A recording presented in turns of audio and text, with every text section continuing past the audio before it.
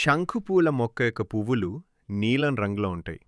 ఈ మొక్క మనశ్శాంతిని పెంపొందించి, ఆర్థికాభివృద్ధికి సహాయపడుతుంది, మంచి శక్తిని కూడా వ్యాపింపజేస్తుంది, అదృష్టం కూడా పెరుగుతుంది. మల్లెపూలు ఇంటికి అదృష్టాన్ని తెస్తాయి. మల్లె మొక్క మానసిక ప్రశాంతతను పెంపొందిస్తుంది. ఇది సంపదను, శ్రేయస్సును కూడా తెస్తుంది.